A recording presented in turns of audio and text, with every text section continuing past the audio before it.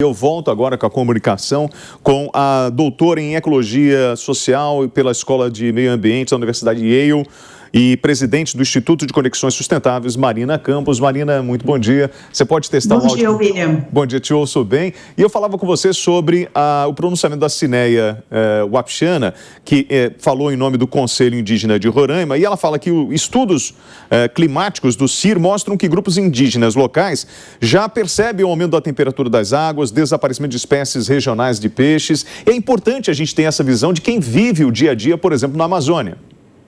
É fundamental essa visão das pessoas que estão vivendo esse dia a dia na Amazônia, e esse relato que a Cineia contou muito bem está acontecendo em várias outras regiões. Isso acontece no Rio Negro, isso acontece no Mato Grosso, acontece em vários outros lugares. A gente está vendo uma frequência muito maior de fogo, de secas na Amazônia, e uma frequência maior também de inundações. Então, a frequência desses eventos climáticos mais extremos é um sinal de que as mudanças climáticas estão chegando e já estão aí. Bom, como a senhora analisa o discurso do presidente da República na cúpula do clima? Existe uma grande expectativa sobre o discurso do presidente Jair Bolsonaro na cúpula do clima. Ele fez algumas colocações muito importantes, ele voltou na pauta o combate do desmatamento ilegal até 2030, ele também prometeu dobrar o orçamento para fiscalização ambiental, que também é muito importante, trabalhar com a questão de comercialização de carbono. Isso todos são pontos muito bons, mas o que se esperava muito também era uma definição de prazos durante a gestão do governo dele, né?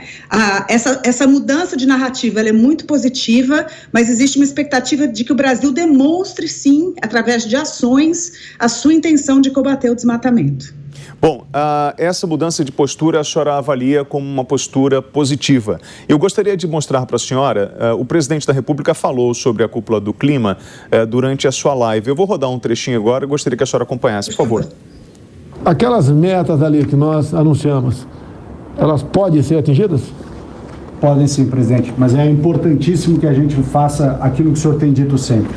Receba ajuda, porque nessa discussão climática, o Brasil não tem contribuição histórica, enquanto os países ricos estavam com as suas indústrias locomotiva emitindo combustível fóssil, aqui no Brasil era um país agrícola, não tinha emissão nenhuma. Então, se nós estamos indo ajudar a resolver um problema que foram eles que criaram, eles também têm que nos ajudar a resolver o problema dos 23 milhões de brasileiros que foram deixados para trás na Amazônia.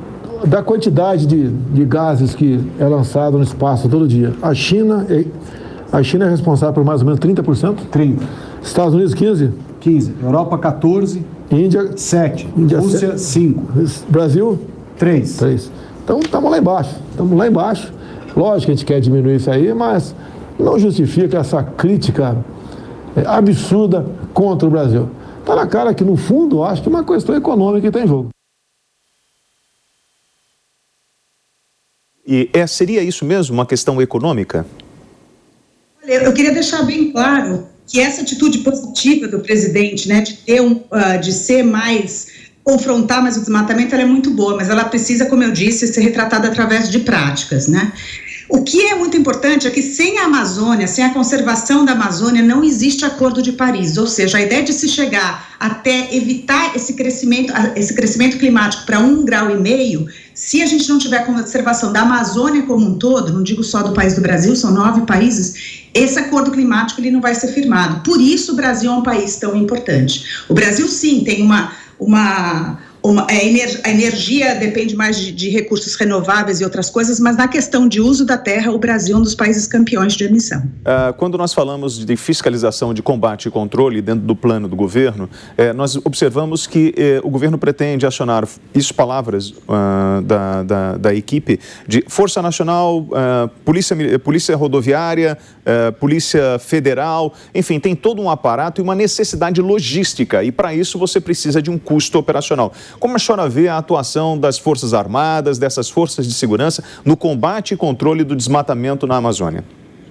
Olha, o Brasil sabe como diminuir o desmatamento na Amazônia. A gente já foi capaz de diminuir o desmatamento na Amazônia a quase 80% na década passada. Então, essa ação de fiscalização e controle é fundamental, ela realmente precisa de recursos, e o Brasil também tem recursos no próprio país já, que estão num fundo chamado Fundo Amazônia, que no momento é um fundo que está paralisado, né? Então, esse recurso não está podendo ser utilizado nesse momento.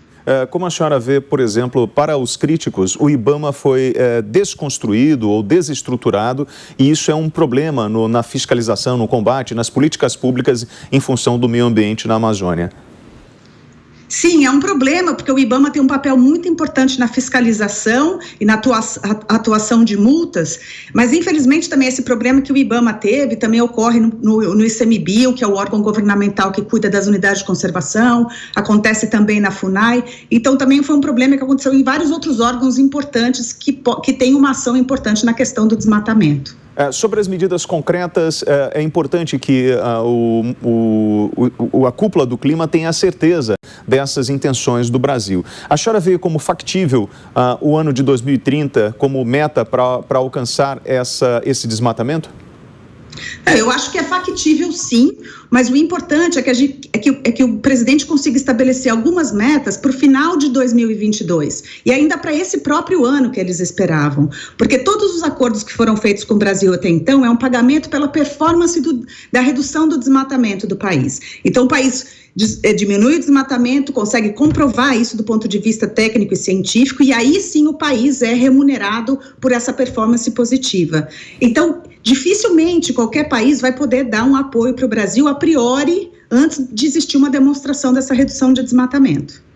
Uma última pergunta: quando o Brasil fala dos países que emitem mais gases, que poluem muito mais, nós também podemos fazer o caminho inverso, mesmo tendo um papel menor nesse jogo, mas cobrar uma responsabilidade dos outros países em relação às metas deles?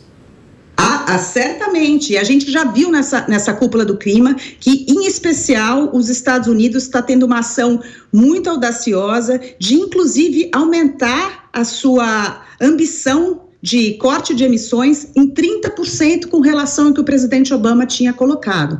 Então, a gente viu, o Canadá também subiu a sua meta de emissões. Então, a gente está vendo que os países estão vendo, com exceção de alguns que ainda não se posicionaram, mas que está havendo, sim, uma tentativa de você aumentar e de você ter metas mais audaciosas e mais ambiciosas no futuro, porque a urgência é grande. Bom, nós conversamos com Marina Campos, doutora em Ecologia Social pela Escola de Meio Ambiente da Universidade Yale e presidente do Instituto Conexões Sustentáveis. Doutora, muito obrigado pela sua participação no Jornal da Manhã. Eu que agradeço, William. Tenha um bom final de semana. Obrigada. Obrigado.